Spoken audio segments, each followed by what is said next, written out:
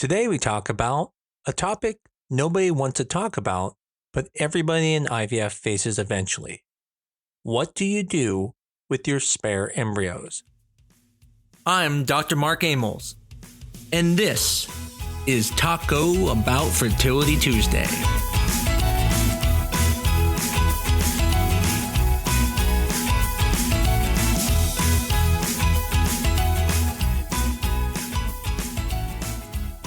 In a prior episode, I discussed disposition of embryos after IVF, where we talked about what to do with embryos, such as discarding them, donating them to research, or even certain types of compassionate embryo transfer.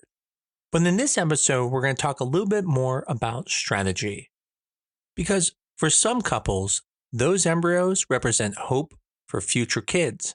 For others, they may become an emotional weight, frozen reminders of decisions yet to be made.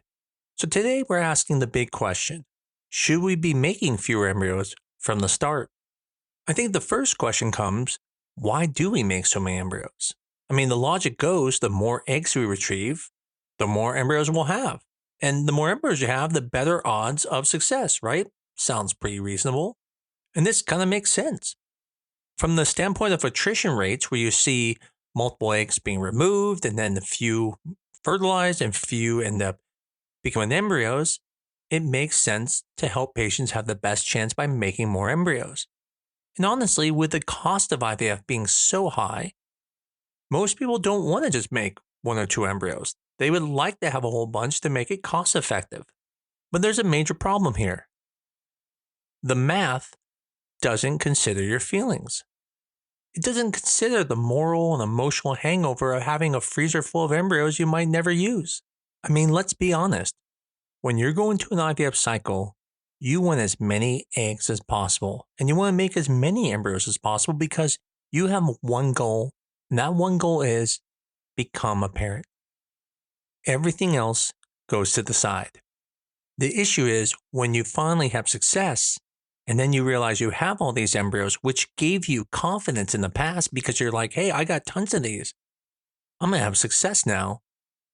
Now you have this question of, but what do I do now?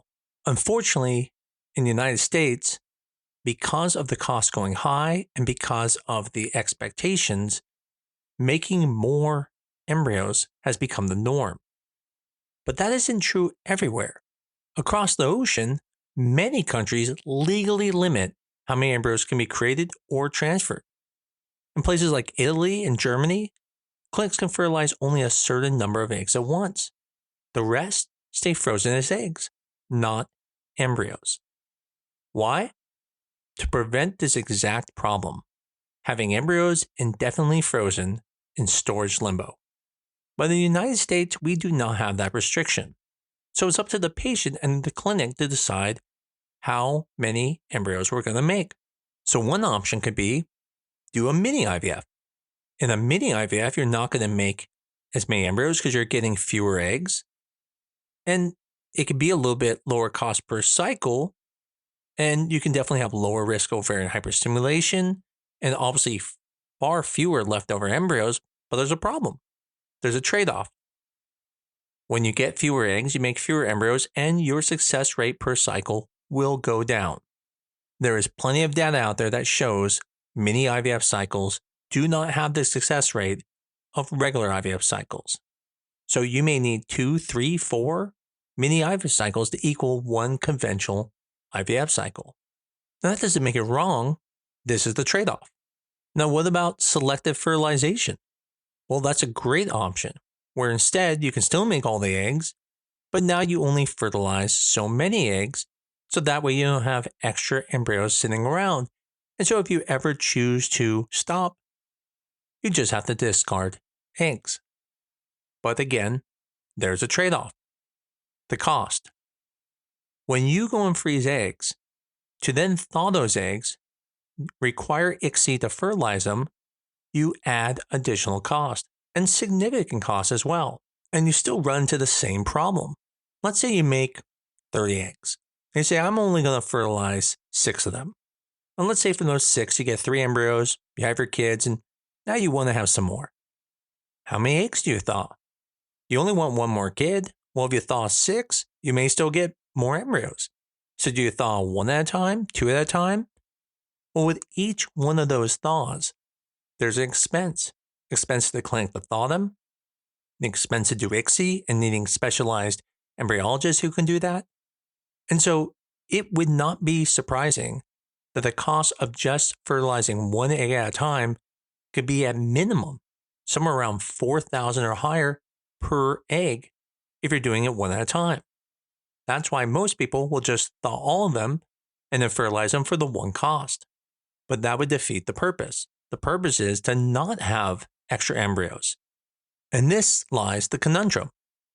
Currently in the United States, where everyone is paying for things out of pocket, you run into this issue of either having to have a lower chance at IVF by making fewer eggs, or choose to make a lot of eggs, but then if you don't make embryos, you have to spend more money to eventually use those eggs. Part I didn't mention is in those other countries, they usually pay for this. That way, there's no incentive for a patient to have to make a lot of embryos. That way, they can sit there and say, yeah, I'll do a small cycle because they're not paying for it. That's the problem we've created. By making the cost so expensive and putting the cost onto the patients, there is an incentive to push harder, make more eggs, and freeze more embryos. But it doesn't have to be that way. Now, don't get me wrong. There are times you should do that. We're talking about young people here. But let's say you're 37. And again, you're young. I don't want anyone getting mad at me. But that is a little mature on the fertility scale. We know at that point, more than half the eggs are going to be abnormal. So a mini-IVF would actually put you at risk if you're wanting a larger family. If you're wanting one kid, yeah, don't make a lot of eggs. But if you're wanting multiple kids, you probably need to freeze your embryos then to be able to have kids in the future. So that's a situation where the case for less is not warranted. The same problem still is going to exist, which is what do you do with extra embryos? But there, you don't have the time to make that decision later. Now, you could still do selective fertilization in that situation, freeze a bunch of eggs, and just make only so many embryos. But again, that will add more costs if you're in the United States. Here are the questions you need to ask yourself. Are you comfortable with extra embryos in storage for years? Would you feel okay donating them to research or another family? Or does the idea of discarding them make you uneasy? There is no wrong answer, but there is a wrong time to think about it, and that's after retrieval. By planning earlier, you can prevent that situation from coming up and feeling like you're in a pinch.